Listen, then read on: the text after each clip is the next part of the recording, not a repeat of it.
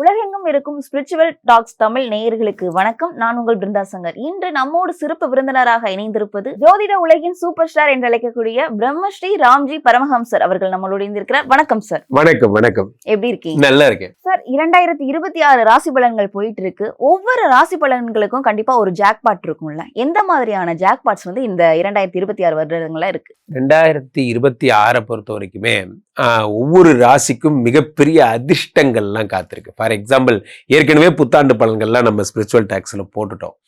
இந்த ஜாக்பாட்டுங்கிறத நான் எப்படி பார்க்குறேன்னா, இந்த ஒரு பாயிண்ட் இருக்குடா நம்ம பொழச்சுப்படா அப்படிங்கிற மாதிரி, இந்த ஒரு அதிர்ஷ்டம் இருக்கு நம்ம ராசி சூப்பராக டாப்பில் வந்துடும் அப்படின்னு நினைக்கிற மாதிரியான ஒரு விஷயம்தான். ஸோ அந்த வகையில் நான் ஒவ்வொரு ராசிக்கும் 3 ஜாக்பாட் சொல்லலான் இருக்கேன். ஒரு குரு சந்திர யோகம், குரு மங்கள யோகம், குரு சனியை பார்க்கிற யோகம். இந்த 3 யோகங்களும் அவ்வகையில் ஒவ்வொரு ராசிக்கும் குருவும் சனியுமாக சேர்ந்து என்னென்ன ஜாக்பாட்டுகள் எல்லாம் அள்ளி தரப்போகிறார் என்பதை பார்ப்போம்.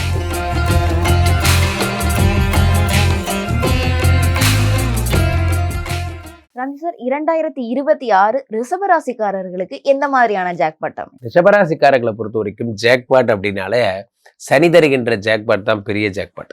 ஏன் அப்படின்னா, சனி என்ன ஆகிறாருன்னா 11ஆம் இடத்துல வக்கரம் பெற்றிருந்தார் போன வருடமெல்லாம். இந்த வருடம் வக்ர நிவர்த்தி அடைந்து மங்கள சனியாக மாறிவிட்டார்.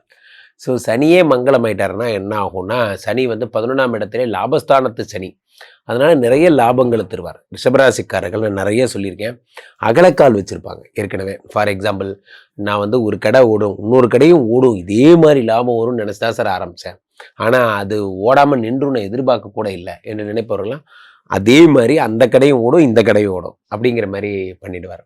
11ஆம் இடம் என்பது என்னன்னா மாமனார். 11ஆம் இடம் என்பது நண்பர்களால் தொடர்ந்து ஏதாவது டென்ஷன் கொடுத்துட்டே இருக்காங்க அப்படின்னா அதெல்லாம் சரியாகி இந்த சனி வக்கரமாகும் பொழுது ஒரு வீணா போன ஃப்ரெண்ட்ஸாகவே இருக்காங்க.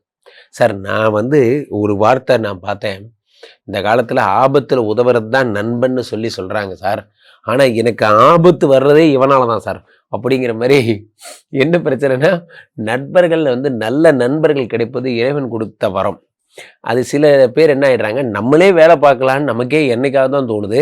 அப்படி தோணுங்கிற முதல்ல வாங்க பார்ட்டிக்கு போகலாம், சாயந்தரமாக அது மாதிரி நம்ம பேச்சுலர் பார்ட்டி இருக்குது, அங்கே இருக்குது இங்கே இருக்குது, எங்கேயாவது கையை பிடிச்சி கொண்டு போயிடுறானுங்க, வேலை பார்க்க விடுங்கடா ப்ளீஸ்ரா அப்படிங்கிற மாதிரி நிலைமை தான். அப்போ அந்த 11ஆம் இடத்துல சனி பகவான் வந்த உடனே இதில் இவனுங்களெல்லாம் இல்லாமல் நான் முதல்ல வேலையை மட்டும் ஃபோக்கஸ் பண்ணுங்கிற எண்ணம் வந்துடும். அதான் முக்கியமான விஷயம், அதான் பெரிய ஜாக்பாட். 3ஆம் இடத்திலே குரு பகவான் விபரீத ராஜயோகம் தருகிறார். குரு சந்திர யோகம் தான். ஆனால் அதை விடவே பெரிய விஷயமாக ரிஷபராசிக்காரங்களுக்கு குரு ஒரு பெரிய நல்லதெல்லாம் ஒன்றும் பண்ண மாட்டார். அப்படி பண்ணியிருந்தால் 2ஆம் இடத்துல தனஸ்தானத்தில் இருந்தப்போ 2025 குபேரன் ஆகியிருக்கணும். அந்த ஆள் பண்ண மாட்டேன், தெரியும் சார், தெரியும், நீ எனக்கு பண்ண மாட்டேன்னு எனக்கு தெரியும். ஏன்னா because you are the children's of Shukra Bhagavan. He's அவர் குரு பகவான். அவர் நமக்கு அக்னி நட்சத்திரம் மாதிரி. அவர் நமக்கு அவருக்கு ஆகாது. அவர் வேற ஆளுங்க, நம்ம வேற அந்த மாதிரி. ஸோ அந்த மாதிரி அவங்க பார்த்திங்கன்னா குரு பகவான் பிரகஸ்பதி, நம்ம சுக்கிர பகவான் லாவ். அவர் டிசிப்ளின் ஒழுக்கம், அவருக்கு நமக்கு செட் ஆகாது அப்படிங்கிற மாதிரியான அவர். ஸோ அவர் 3ஆம் இடத்துல மறைகிறதே ஒரு பெரிய யோகம்தான். கெட்டவன் கிட்டிடும் ராஜயோகம்னா, எட்டுக்குடையவன் அவன் கெடுக்க வந்தான், அவன் கெட்டு போயிட்டான், ரொம்ப சந்தோஷம், நல்லா கெட்டு போயிரு. ஏன்னா நீ நல்லா இருந்தீங்கன்னா நான் கெடுப்பேன், அதனால நீ கெட்டு போயிடுறது நல்லது. 3ஆம் இடத்திலே மறைந்து விபரீத ராஜயோகம் பெற்று தங்கமா ஒரு தங்கம் ஒரே தங்கம் தான் சார். இது தங்கச்சி சாங் சார், தங்கம் வருதா இல்லையா, அவ்வளவுதான்.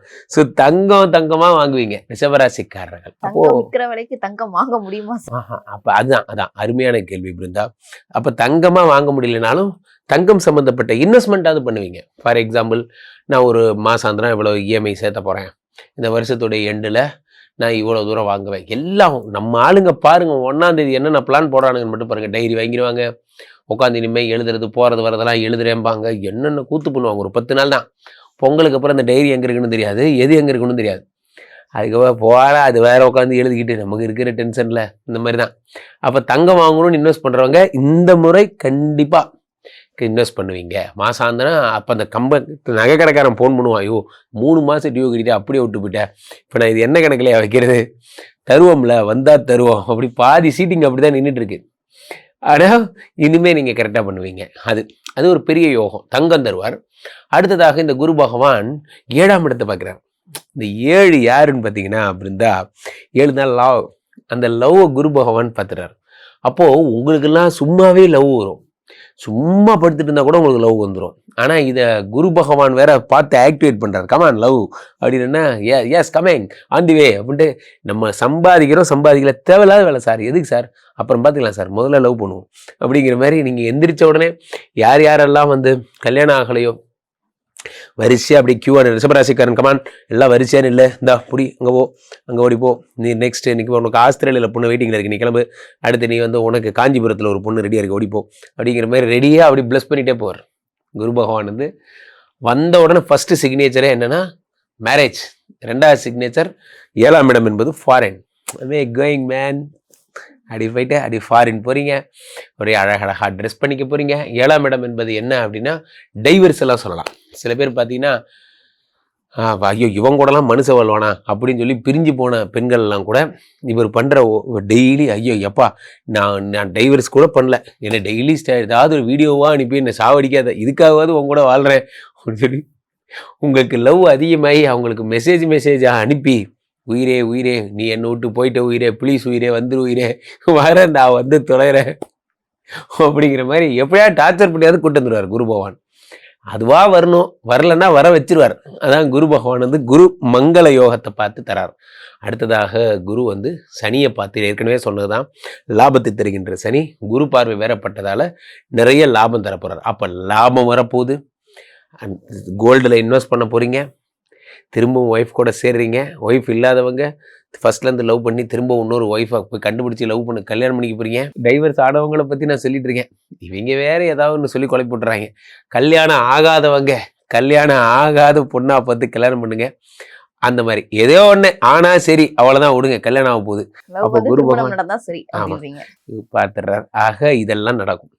ஸோ இப்போ இந்த யோகங்களை தாண்டி குரு பகவான் தருகின்ற அற்புத யோகமாக ஃபாரினர் மற்றும் புதிய பார்ட்னர்ஷிப்லாம் கொடுப்பார். பிரமாதமாக இருப்பீங்க. கண்டிப்பாக சார், நீங்கள் இப்போ நான் பல விஷயங்கள் வந்து சொல்லியிருந்தீங்க, ஜாக்பாட்ஸ் அடிக்கும் அப்படின்னு. கண்டிப்பாக பயனுள்ளதாக இருக்கும் அப்படின்றத நம்புவோம். நீங்கள் நிறைய விஷயங்கள் சொல்லும் போது குருவை பேஸ் பண்ணியே நிறைய விஷயங்கள் சொல்லியிருந்தீங்க. இந்த குரு எந்த மாதிரியான வேலைகளை 2026 பண்ண போறார்? குரு பகவான் வந்து அவர் வந்து இந்த வருடம் 3 யோகங்கள்ங்கிற டைட்டில் தான் நம்ம ப்ளே பண்ணுறோம். அதில் முக்கியமான விஷயமே என்னென்னா குரு வந்து சந்திரனுடைய வீட்டில் உச்சமாகிறார். அது வந்து குரு சந்திர யோகம்னு பேர். குரு வந்து விருச்சிகத்தை தான் ஃபஸ்ட்டு பார்க்குறாரு, அது வந்து செவ்வாயோட வீடு. இப்போ குரு செவ்வாயை பார்க்கும்போது அது குரு மங்கள யோகம்னு அழைக்கப்படுது. அடுத்து குரு வந்து இந்த எல்லாருக்குமே ஒரு டெரிஃபிக்காக ஒரு டெரர் கார்டுனா யாருன்னா மிஸ்டர் சனி. இந்த ஆள் எங்கே போனாலும் இம்சை தான் அப்படிங்கிற மாதிரி இந்த சனினால் பாடாப்பட்ட சார், ஒவ்வொரு ராசியார்னு கேட்டு பாருங்க, ஒவ்வொரு கதை சொல்லுவாங்க. அந்த மாதிரி அதை வந்து குரு பகவான் பார்த்து காம்பன்சேட் பண்ணி, ஒரு அம்மா வந்து வெளியே ஓடிட்டு இருக்கிற ஒரு குழந்தை எப்படி பார்க்குறேன்னா அப்படின்னா அந்த குழந்தை வந்து ஒன்றும் இல்லை அப்படின்னு எப்படி ஆஃப் ஆகுதோ அந்த மாதிரி குரு பகவான் வந்து சனி எப்படி பார்க்குறாரு, என்னப்பா அப்படின்னா ஒன்றும் இல்லைங்க அப்படிங்கிற. அந்த மாதிரி இந்த 3 யோகம், ஒன்று சந்திரனுடைய வீட்டில் குரு உச்சமாகி குரு சந்திர யோகம், செவ்வாயை பார்த்து குருமங்கள யோகம், அடுத்து சனியை பார்த்து சனியை ப்ராப்ளமேட்டிக் சனியை நல்ல சனியாக மாற்றுறார். இது 3 யோகங்கள் தான் பெரிய விஷயம். இதில் இந்த ராசிக்காரங்களுக்கு என்ன நடக்கும் அப்படின்னு பார்த்தீங்கன்னா, குரு இருக்கிற ஸ்தானம் ராசிக்கு ராசி மாறுபடும். ஸோ அதுக்கேற்றபடி அவங்க உச்சம்னு அவங்க புரிஞ்சுக்கணும். அதே மாதிரி பொதுவாகவே அவங்க மனநிலை மாற்றம் ஏற்படும், மனநிலையில் ஒரு தைரியம் வரும், சொத்து வாங்குகின்ற யோகம் வரும், நிறைய வழக்குகள் முடியும். இந்த மாதிரிலாம் குரு தரும் அற்புத பலன்கள். சனி டிஃபால்ட்டாகவே இப்போ வந்து வக்கரமாக இருந்தவர் வக்கர நிவர்த்தி பெற்று இருந்ததால் இந்த ராசிக்கு சனி அப்படின்னு பார்த்தீங்கன்னா முக்கியமான ஒரு பிரதான பாயிண்ட்டாக சனி ஒரு 25% ப்ளே பண்ணுறாருன்னா 75% குரு தான் ப்ளே பண்ணுறார். இந்த வருடத்தினுடைய எண்டில் பிருந்தா டிசம்பர் 6ஆம் தேதி ராகு பகவான் வந்து கும்பத்துலேருந்து மகரத்துக்கு போயிடுறார். அதுக்கு மேலே அதை பற்றி பேசினா என்ன பேசாட்டி என்ன, ஏன்னா டிசம்பர் 6ஆம் தேதிக்கு அப்புறம் every one are going to year end mood. அதனால் வந்து there is no use to speak about Rahu. டிசம்பர் 6க்கு அப்புறம் நம்ம வேலை பார்க்குறதே ரொம்ப கம்மி. அடுத்து 20 நாட்கள் we are waiting for the year end. So அதனால அந்த பயிற்சி நமக்கு ஒன்றும் பெருசாக பண்ண போறதில்ல. ஜூன் 1 நடக்கவிருக்கின்ற இந்த குரு தான் நம்மளுடைய பிரதானம். அப்போ பக்கத்தில் இருக்கிற குரு பகவானுடைய டெம்பிள்ஸ், யாராவது கும்பகோணம் பக்கத்தில் இருந்தால் ஆலங்குடி போயிருங்க, திட்டை போயிடுங்க. அல்லது சென்னை பக்கத்தில் இருக்கிறவங்களா இருந்தால் பாடி திருவலியதாயம்னு பேர், அங்கே இருக்கிற கோயில் பாடி திருவலியதாயம். பாடியில் இருக்கிற சிவன் கோயில் ரொம்ப ஃபேமஸுங்க. அங்கே கோயிலுக்கு போனீங்கன்னா குரு பகவானுடைய இது இருக்கும், அங்கே போய் வணங்குங்க. திருவள்ளூரில் பக்கம் போனீங்கன்னா குரு பகவானுக்குன்னே ஸ்பெசிஃபிக் டெம்பிள்ஸ்லாம் நிறைய இருக்குது. நிறைய தேடுங்க குரு பகவான் டெம்பிள்ஸ், அல்லது குரு பகவான் டெம்பிள்ஸுங்கிறத விட சித்தர் பீடங்கள் நிறையா போனால் கூட ரொம்ப பெரிய நல்ல விஷயங்கள் நடக்கும். நம்ம சென்னையில் பாம்பன் சுவாமிகள் சித்தராகட்டும், பாண்டிச்சேரி படே சாஹிப் ஆகட்டும், ரொம்ப புகழ்பெற்ற சித்தர்கள்லாம் இருக்காங்க. ரமண மகரிஷி.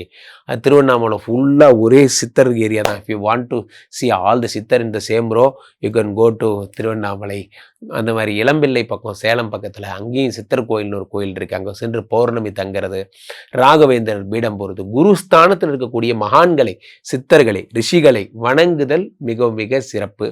இதுதான் இந்த வருடத்தினுடைய பெரிய டேர்னிங் பாயிண்டா இருக்கும். நன்றி, வணக்கம் சார். உங்களை சந்திக்கணும்னா மக்கள் உங்களை எப்படி சார் தொடர்பு கொள்றது? கீழே போயிட்டு இருக்க இந்த 2 நம்பரை கூப்பிடுங்க. உங்களுடைய சொந்த ஜாதகத்தை பார்த்து கொள்ளலாம். உலக புகழ் வாய்ந்த நம்மளுடைய விஸ்வரூப விஷ்ணு மாயா எழுந்தருள் இருக்கக்கூடிய புனிதமான இந்த ஸ்ரீமடத்திலே தினசரி நடக்கின்ற விஷ்ணு மாயா ஹோமங்கள் கலந்து கொள்ளுங்கள். மீண்டும் ஒரு நல்ல பதிவில் சந்திப்போம். நன்றி, வணக்கம்.